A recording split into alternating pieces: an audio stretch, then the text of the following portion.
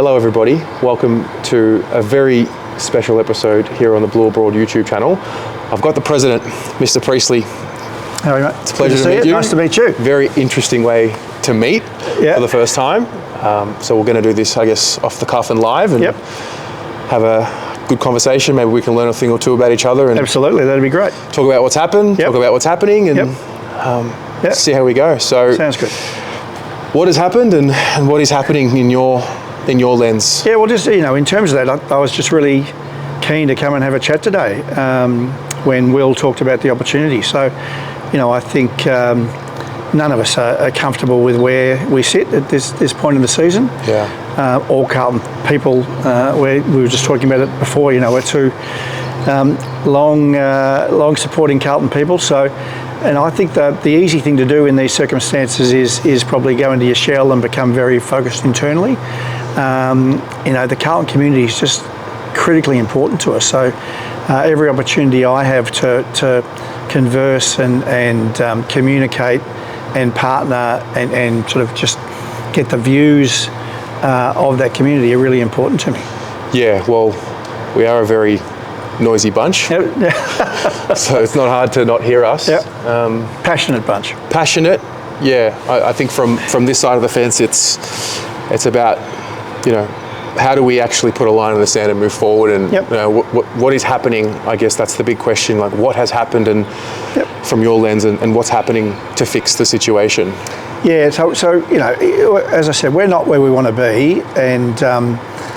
It's easy to work that out. As Vossi said a few times, that on field this season, there's some things we've been doing really well, but there's some areas that's been well publicised where we've got to improve and continue to work on.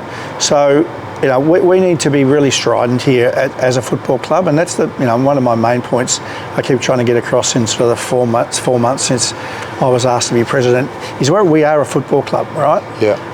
And that's really important. So we need to be really honest with where we're up to, and we need to be really focused about how we move forward. So the next 8 weeks, in my view, are really critical to us. A lot of people, a lot of the press, I should say, are really focused on an individual or two individuals. It's a collective. When things aren't going, with your experience that we talked about earlier, when things aren't going as well as you want them to be, it's generally not about one individual. It's about a whole range of people. And we need to build a football club where everybody is playing their role, and that's what we're really focused on. Yeah, I think from my lens, I've always been under the assumption that we've been doing that. Yep. And I mean, I can only assume we've always been striving to do that. I'm generally more of an optimist than most, so I sort of see I see it fall a little bit later than most. And I think where I feel at this point, in that level of just feeling jaded, it's like, okay, is it about who's going to be with us moving forward, on field, off field? I find at times like this, I mean, I'm sure you're aware of the rhetoric, is it this person, is it that person, is it the board, is it, how important is it in identifying what the thing is? And do you think you have a read on what it is? Yeah, no, I think it's critical. Again, being in the role for sort of 4 months or so, I can't talk to everything that's gone before and give you in-depth opinions of why or what or how. All I can do is be really high energy and get after what I'm seeing. I'm working really closely with Graham on that. I think when it comes to, you talk about the board, I see the board's role as creating that overarching environment where we set people up for success. And that environment includes making sure that we have the right people in the right chairs, but then really importantly, we develop those people, right? I think we've got to be more focused on that than we've been in the past. And then really support those people and really empower those people. All businesses, I shouldn't say businesses, all clubs, you're never going to get every decision right? But I suppose my philosophy has been and will be, if we can get 80% of those decisions right, we'll get actually really good momentum, and you can do that actually quite quickly. I found in my experience. So, but you're not going to get everyone right. So, but you've got to have the willingness to be always assessing where you're up to, being really honest about where that is, where your gaps are, and then going back and cleaning up that 20%, right? And just being really frank, we'll be doing that. So we're really focused, and we've been talking, the communication between myself, Graham, Michael, Brad, and others is just constant, and we're really focused on the next 8 weeks, putting our best foot forward over the next 8 weeks, doing everything we possibly can to improve what we know we need to improve, and then put ourselves into a position at the end of the season, or as we move into the end of the season, to make calm, rational, and really well thought through decisions in the interest of this football club to take us forward. Yeah. I think what I don't want to do here is not our members, but the external noise to our football club. People, non-Carlton people, love to jump on the bandwagon and whip up a frenzy. Yeah. We're right in the middle of doing that at the moment. They are. And we've just got to, as a club and as a broader community, withstand that. I understand the frustration. I understand the disappointment. We haven't had a flag for 30 years. I feel that and bleed that as much as you do. I've been here at Princess Park since I was probably 3, right? And seen thousands of Carlton. 8. 8 flags, right? 5 spoons. Yep. So I've lost my train of thought quickly, but I think that type of thing's really important, that we know where we are. Graham and I are really aligned on that. We wanted a football CEO to take us to that next level, if you like. I think we've hired one of the best in the business. Just his expertise and his skill and his experiences. I think he comes in as tried and tested with what he's done at other football clubs. So I'm all about backing him, working with him, and doing what we need to do from here to move forward. Yeah. What gives you the confidence, in your ability to lead the football club as the president? Why is it you, and what do you think you'll bring to the role and for the next few years? Yep. I'm probably different from the past. So I'm a very collaborative and partnership orientated type of leader. I think if you ask people who've worked with me or have known me for a long time. So I'm focused how we, again, as I talked about before, that we support our people, but it's realistic, and where we do need to improve or where we do need to make change, we make that, but in a transparent and well thought through way. We're not knee jerk, we're not reacting. There's a strategy, and we're going after that strategy. Graham and I think, have a fair idea and a real idea of what that is. We've just got to get on with that. And the way you build trust is you build trust through your actions. I can't sit here today and convince all of our members that I'm going to deliver for you, but I'm going to bust a gut trying. Yeah. Do you think we're speaking on the day of the announcement of the changeover. Yep. The 15th of August will be the official date. Yep. Does that play a part in what we see on the field? Is that a reasonable assumption to make? Because, again, I'm a fan watching it from this side of the fence, and the window into the club is the 2.5, 3 hours on game day, and maybe I'm reading too much into it, but sometimes it might be a microcosm of the club. Is that uncertainty of who's staying, who's going, does that maybe affect the spirit that we see out there? I don't believe so, and it shouldn't. Graham's done nothing since he's come in but be supportive of people, and I've been really impressed the relationship he's built, not only across football but right across the club. Great values, really strong leader, wants to get to know people, wants to get to know what makes people tick, how you get the best out of people, and that's not linear. It's different across different people. So I don't think the way he's approached anything has got nothing to do with that. Yeah. So the announcement of the 15th, Graham's ready, right? The transition, I can't fault. Both he and Brian have just worked together really, really well, and Brian's been incredibly good and incredibly generous in imparting his 35 years of experience as a CEO to Graham. Graham comes in with the footy pedigree. He's got all the footy stuff, but the CEO role's a bigger role than that. So they worked really well together. But why we could, people will ask, well, why not tomorrow? The reason we made August 15 is there's a few things non-football related that Cookie is still working through, and we'd like him to complete. And we'd like Graham over the next sort of 6 weeks or so to just make sure he's got the time to provide support to footy that we need. It's a really important time for us with all the noise in the media and the different things around football.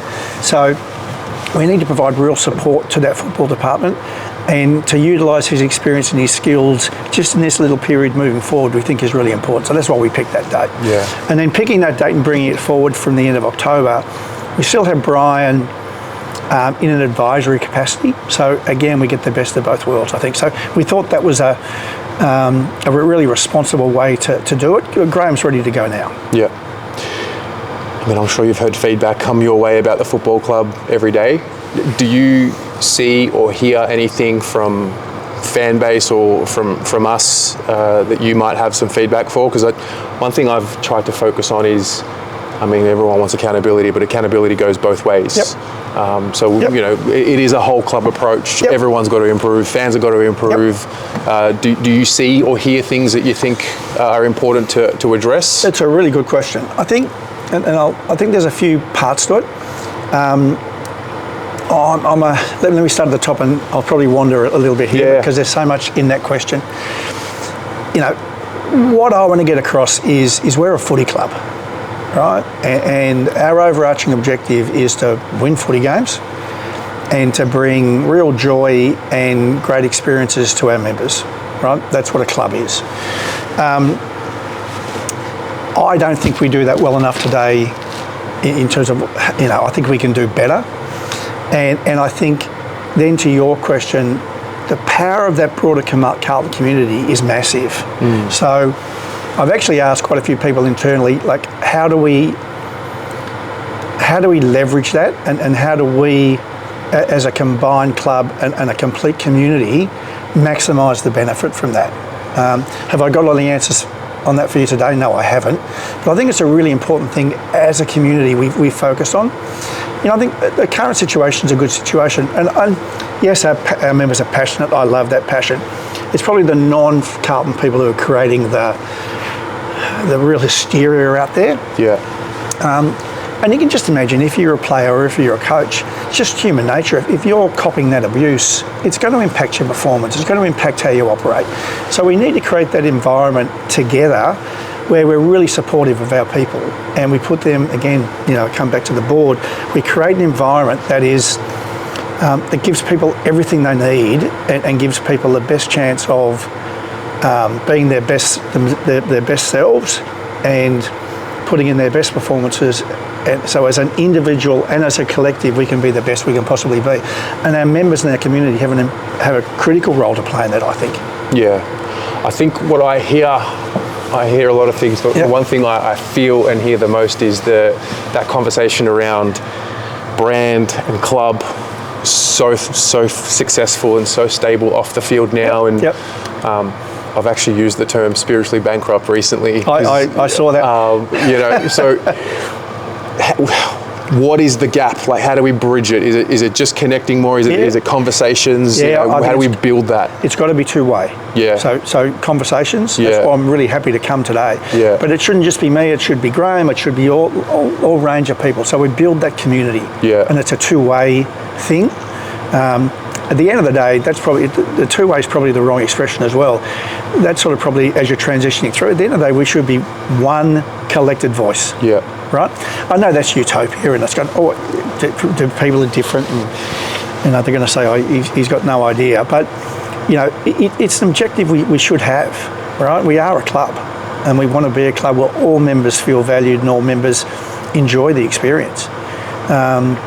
And there's just a lot to do on that. There is. Yeah. There's a lot of, if we can harness that, the benefit that comes from that, I think, is massive. Yeah. I mean, we have this. Look at on game day when our people in the ground get together. Like, we're hard to beat. It's nothing like it. Right. Yeah. Yeah. And I mean, we live in this really interesting time right now with the digital world, and I'm sure you've seen. So that was the other layer of that. That I didn't get to. Sorry. So I think. And we probably started there. That's why I think these type of things are really important. Yeah.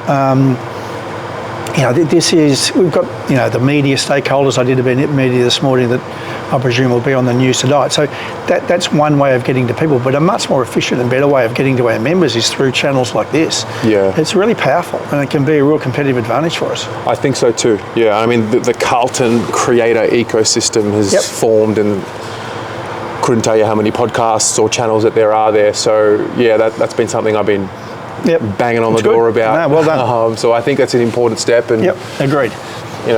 Maybe the last question is like, how did you become a Carlton fan? What's your who is the man that is the president of the club, and how did you become a Carlton fan? I've said this a few times in the last 4.5 months or something. So I used to stand over there on the city wing. Mm-hmm. My father and grandfather were brought up in what then was called Moreland. I think now is Coburg. Yeah. From the earliest thing I can actually remember is I was the youngest of three boys. It was going to the footy, standing on the wing over there with my father and grandfather. We would come and we'd come for the start of the reserves. Back in those days, every game was on a Saturday afternoon. The reserves would start and then the seniors play at 2:10. We came for the start of the reserves. We watched the reserves and the seniors every game of the season, every home game here, clearly at Princess Park, now Icon Park. But we'd go to Geelong, we'd go to Glenferrie Oval to watch Hawthorn, Windy Hill for Essendon, Victoria Park for Collingwood, week in, week out. And as a young kid, if we won both games, I was allowed to buy a bag of hot jam donuts for the trip home. So,